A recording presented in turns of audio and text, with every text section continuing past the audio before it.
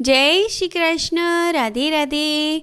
શ્રી કૃષ્ણ ગોવિંદ હરે મુરારે, હે નાથ નારાયણ વાસુદેવાય.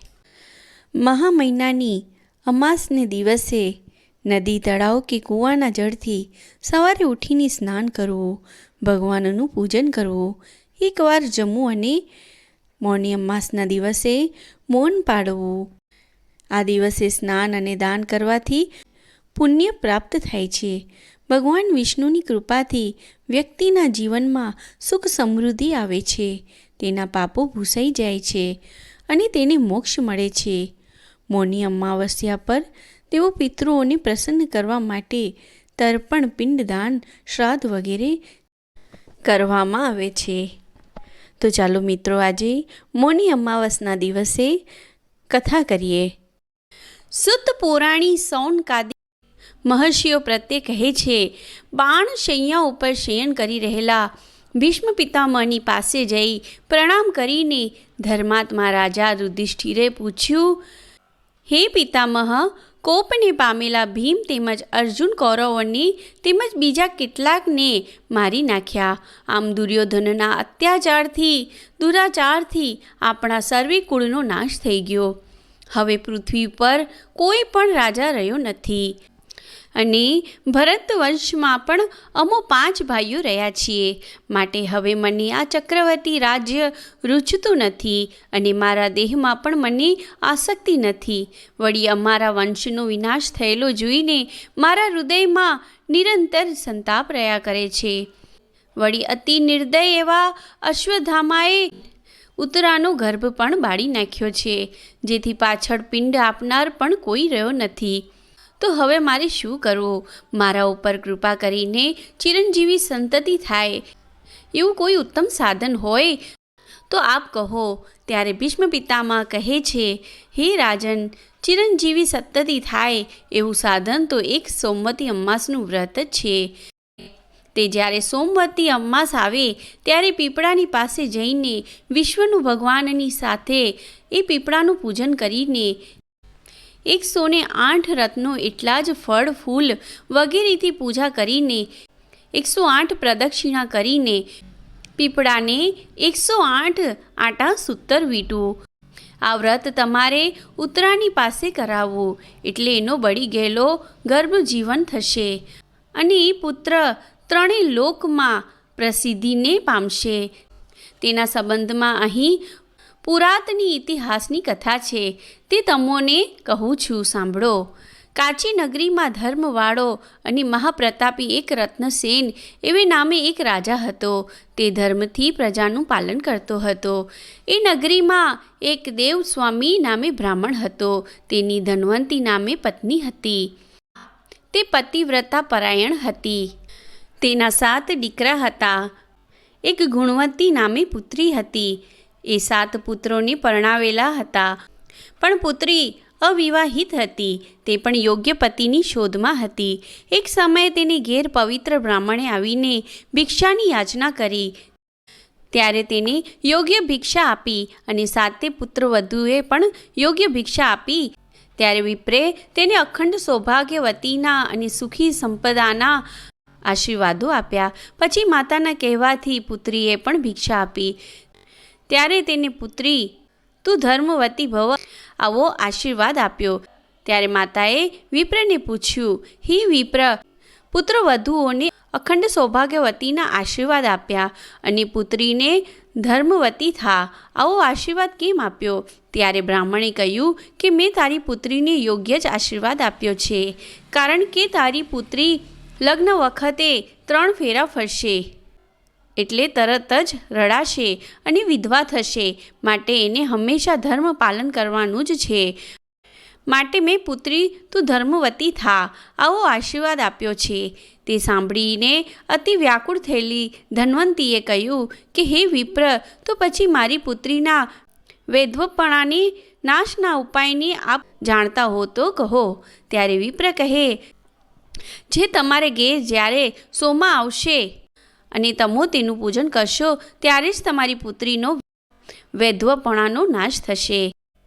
ત્યારે ધન્વંતી કહે, એ સોમા કોણ છે અને તે ક્યાં રહે છે અને તેની જાતિ કઈ છે અને એ સોમા ક્યારે આવશે? ત્યારે વિપ્ર કહે, સોમા રંજક ધોબીની સ્ત્રી છે.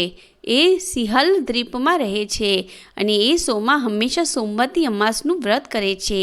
એમ કહીને એ બ્રાહ્મણ ભિક્ષા માટે અન્ય સ્થળે ચાલતો થયો.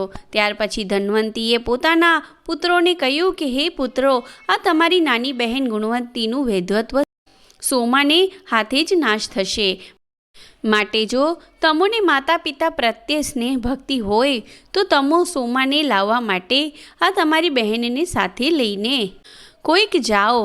ત્યારે સૌથી નાનો પુત્ર શિવસ્વામી કહે, હે માતાજી તથા હે પિતાજી, એ સોમાને લેવા માટે હું જઈશ. એમ કહીને માતા પિતાને પ્રણામ કરીને બહેનને સાથે લઈને સિંહલ દ્વીપ પ્રત્યે જવા માટે નીકળ્યો. તે ઘણાક દિવસે સમુદ્ર કિનારે પહોંચ્યો અને હવે તે સમુદ્રને શી રીતે ઉતારવો એવો વિચાર કરતા થાકી ત્યાં જ એક વિશાળ વડનું વૃક્ષ હતું તેની નીચે નિવાસ કર્યો. તે જ વડની નીચે એને દિવસ ગાળ્યો. તેમાં ગિધરાજે માંસ લાવીને પોતાના બચ્ચાને ખાવા માટે આપ્યું, પરંતુ એ માંસને બચ્ચા ખાતા નથી. એટલે ચિંતા કરતા ગિધે પૂછ્યું કે હું તમારે માટે આ કોમળ માંસ લાવ્યો છું અને તમો ખાતા કેમ નથી? ત્યારે બચ્ચા કહે, જે આ ઝાડની નીચે છાયામાં બે માણસો ભૂખ્યા અને તરસ્યા બેઠા છે અને એ આપણા નિવાસ સ્થાને આવ્યા છે, તો એ આપણા મહેમાન કહેવાય. એમણે કાંઈ પણ ખાધું પીધું નથી તો અમારાથી કેમ ખવાય? ત્યારે ગિધરાજે એમની પાસે જઈને પૂછ્યું કે તમો કોણ છો અને તમો શું જમશો અને તમારે કામ હોય તે કહો. ત્યારે તે કહે છે, અમારે સિંહલ દ્વીપમાં સોમાને લેવા માટે જવાનું છે, પણ ત્યાં જવું શી રીતે એનો વિચાર કરીએ છીએ, પણ આ મોટા સમુદ્રને ઉલ્લંઘીને પહેલે પાર જવા માટે કોઈ ઉપાય સૂઝતો નથી. ત્યારે તે ગિદ્ધ કહે છે, તમો તેની ચિંતા ત્યાગ કરી દો, હું તમોને સિંહલ દ્વીપમાં પહોંચાડી દઈશ. એમ કહી એ બંને જણાને ઉપાડીને જરા વારમાં સિંહલ દ્વીપમાં પહોંચાડીને મૂકી દીધા અને ત્યાં તેને સોમાનું ઘર પણ બતાવી દીધું. પછી એ બંને જણા ત્યાં રહ્યા અને છાની રીતે રોજ રાત્રિમાં વહેલા ઉઠીને એ કોઈ જાણે નહીં તેવી રીતે એક સોમાનું ઘર સાફસૂફી કરી જાય, વાસણ કપડાં વગેરે ધોઈને સાફ કરી નાખે. એમ કરતાં 1 વર્ષ થયું. ત્યારે તે સોમાને ખબર પડી કે આ મારા ઘરને રોજ સાફસૂફ કોણ કરી જાય છે? એમ પુત્ર તથા પુત્રવધૂને પૂછ્યું. ત્યારે તેઓ કહે, જે તેની અમોને ખબર નથી. પછી રાત્રે છાની રીતે સંતાઈને તપાસ કરી તો ત્યાં એ બંનેને જોઈને પૂછ્યું કે આ તમો કોણ છો? ત્યારે તે કહે છે, અમો બ્રાહ્મણ છીએ અને આ મારી બહેનના વૈધવતપણાને નાશ માટે અમે તમોને લેવા માટે આવેલા છીએ. ત્યારે તે સોમાએ અતિ પશ્ચાતાપ કરીને કહ્યું કે અરે, તમો બ્રાહ્મણ થઈને મારા નીચના ઘરે સાફસૂફ કરો છો તે તો ખરેખર અયોગ્ય કહેવાય. માટે હું તમારા ઉપર પ્રસન્ન થઈ છું તો હું અવશ્ય તમારા ઘર પ્રત્યે આવીશ. એમ કહીને પોતાના પુત્રવધૂએ સર્વેને કહ્યું કે હું આવું.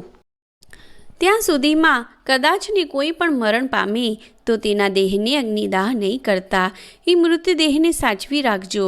એમ કહીને એ બંનેને ઉપાડીને સમુદ્ર પાર કરીને તેને ઘેર આવી ગયા. પછી તે સોમાને જોઈને ધન્વંતી અતિ આનંદ પામી અને તેનો યોગ્ય રીતે સત્કાર કર્યો. ત્યાર પછી પોતાની માતા પિતાની આજ્ઞાથી ઉજ્જૈન નગરીમાં ગયો. ત્યાંથી દેવ શર્માના પુત્ર રુદ્ર શર્માને બહેનને યોગ્ય વર જાણીને તેની સાથે તેણીને પોતાને ઘેર આવ્યો. પછી સોમાએ વિવાહની તૈયારી કરાવીને શુભ નક્ષત્રમાં પુત્રી વરને અર્પણ કરી અને લગ્નમાં 3 ફેરા ફર્યા. એટલે વર મૃત્યુને પામ્યો. તે જોઈને સર્વે શોક કરવા લાગ્યા, પણ સોમાને તો જરાય શોક થયો નહીં.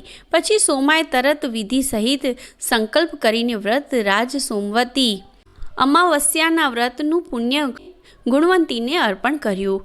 એટલે તે વ્રતના પ્રભાવથી રુદ્ર શર્મા સંજીવન થયો અને જેમ ઊંઘમાંથી જાગૃત થાય તેમ બેઠો થયો. આમ રુદ્ર શર્માને જીવતો કરીને વિવાહનું કાર્ય સંપૂર્ણ કરીને એ સોમવતી અમાસના વ્રતનો પ્રભાવ સર્વેને કહીને તે સોમા પોતાને ઘેર જવા માટે નીકળી. એ જ દરમિયાન સોમાને ઘેર તેનો પતિ, પુત્ર અને જમાઈ એમ 3 જણા મરણને પામ્યા. કાચી નગરીથી નીકળેલી સોમાને માર્ગમાં ચાલતા કપાસની ઘાસડી માથા ઉપર ઉપાડીને આવતી એક વૃદ્ધાએ કહ્યું કે હે બહેન, હું આ ભારથી પીડાઉં છું, માટે હે દીકરી આ કપાસની ભારી તો નીચે ઉતરાવો. ત્યારે સોમા કહે છે, આજે સોમવતી અમાસ છે, માટે આજે રૂનો સ્પર્શ ન કરાય. તેવામાં આગળ ચાલતા એક મૂળાની ભારી માથા ઉપર ઉપાડીને આવતી એક વૃદ્ધાએ કહ્યું, હે બહેન દીકરી, આ મૂળાની ભારી તો ઉતરાવ. ત્યારે સોમા કહે છે, આજે સોમવતી અમાસ છે, માટે આજે મૂળાનો સ્પર્શ ન કરાય. એમ કહીને નદીમાં સ્નાન કરીને પાસે જઈને વિષ્ણુ ભગવાનની સાથે પીપળાનો 108 રત્નો એટલા જ ફળો, ફૂલ, દુર્વા, અબીર, ગુલાલ વગેરે ઉપચારોથી પૂજન કરીને 108 પ્રદક્ષિણા કરીને પીપળાને કાચું સૂત્ર 108 આંટા વીંટીને ભગવાનની સાથે એ પીપળાને પ્રણામ કર્યા. તેવામાં સોમાને ઘેર મરણ પામેલા પતિ, પુત્ર અને જમાઈ ત્રણેય જીવન થયા અને બધું શહેર સમૃદ્ધિવાળું થયું. સોમાનું ઘર વિશેષ સમૃદ્ધિવાળું થયું. સોમા ઘેર આવી ત્યારે પુત્ર વધુએ પૂછ્યું કે હે દેવી, આપ ગયા ત્યાર પછી મૃત્યુને પામ્યા અને ફરીવાર જીવતા કેમ થયા? ત્યારે સોમા કહે છે, મેં પહેલાં સોમવતી અમાસનું વ્રત, પૂજન વગેરે કરેલ હતું. તેનું પુણ્ય મૃત્યુ પામેલા રુદ્ર શર્માને અર્પણ કર્યું, એટલે તે જીવતો થયો અને પતિ, પુત્ર અને જમાઈ મરણ પામ્યા. અને પાછી વળી ત્યારે માર્ગમાં ચાલતા ચાલતા સોમવતી અમાસ આવી. તે દિવસે તેનું વ્રત, પૂજન વગેરે કર્યું. તેના પ્રભાવથી ફરીવાર પતિ, પુત્ર અને જમાઈ જીવતા થયા. એ બધો પ્રભાવ છે સોમવતી અમાસનો. માટે તમો પણ જો સુખને ઈચ્છતા હો તો એ સોમવતી અમાવસનું વ્રત, પૂજન વગેરે અવશ્ય કરજો. તે સાંભળીને તેઓએ પણ એ વ્રત જીવત પર્યત કરીને આ લોકની સર્વે સુખ સંપત્તિને ભોગવીને દેહને અંતે સ્વર્ગ લોકને પામ્યા. ભીષ્મ પિતામહ કહે છે કે હે રાજન, તમો પણ એ વ્રત રાજને કરો તો તમો પણ સર્વ રીતે સુખને પામશો, એમાં સંશય નથી. કારણ કે સોમવારે સહિત અમાવસ્યા એ પુણ્યકાળ કહેવાય છે. તે દિવસે વ્રત કરનારે સવારમાં વહેલા ઉઠીને સ્નાન આદિ ક્રિયામાંથી પરવારીને પીપળા સમીપે જઈને પીપળાના મૂળમાં ભગવાન સાથે 16 કરીને પીળા વસ્ત્રો, ફળ, ફૂલ, અક્ષત, દુર્વા વગેરે અર્પણ કરીને નૈવેદ્ય અર્પણ કરવું. ત્યાર પછી પ્રદક્ષિણા કરી સૂતર વીંટીને 2 હાથ જોડીને પ્રાર્થના કરવી અને મોતી, સુવર્ણ, રજત, હીરા, મણી, અન્ન વગેરે કાંસાના પાત્રમાં ભરીને ગુરુ અથવા પવિત્ર બ્રાહ્મણને અર્પણ કરીને સોમાને પ્રસન્ન કરવા નિમિત્તે સુવાસિની સ્ત્રીઓનું પૂજન કરીને બ્રહ્મ ભોજન કરાવવો. પછી મૌન રહીને પોતે ભોજન કરવું. માટે હે રાજા યુધિષ્ઠિર, તમો પણ એ વ્રતને કરો અને તે વ્રત ઉત્તરાની પાસે પણ કરાવો. એટલે અશ્વત્થામાએ બાળી નાખેલો ગર્ભ સંજીવન થશે. પછી એ વ્રત ઉત્તરાની પાસે વિધિવત કરાવ્યું અને પોતે પણ કર્યું. એટલે પ્રથમ અશ્વત્થામાના શાપથી બળી ગયેલો ગર્ભ સંજીવન થયો અને તે થકી રાજા પરીક્ષિતનો જન્મ થયો. માટે એ વ્રત અવશ્ય કરવું. અને તે જ વ્રત જો ભગવાનની પ્રસન્નતા માટે કર્યું હોય તો તે આ લોકમાં સર્વે ભોગ સુખ ભોગવીને દેહને અંતે ભગવાનના ધામને અવશ્ય પામે છે. વધારે શું કહું, તે વ્રતની કથા માત્રનું શ્રવણ કરે કે પાઠ કરે તો પણ ભગવાનના વૈકુંઠ ધામને અવશ્ય પામે છે, એમાં સંશય નથી. ઇતિ શ્રી વ્રત કથા સમાપ્ત. જય શ્રી કૃષ્ણ. રાધે રાધે. હર હર ભોલેનાથ. જો આ કથા સાંભળવામાં તમને આનંદ આવ્યો હોય તો આ વિડીયોને લાઈક કરીને આગળ શેર કરજો અને ચેનલ પર નવા હોય તો સબસ્ક્રાઈબ કરી દેજો, જેથી તમને આવી રીતે કથાનું રસપાન મળતું રહે. જય શ્રી કૃષ્ણ. રાધે રાધે.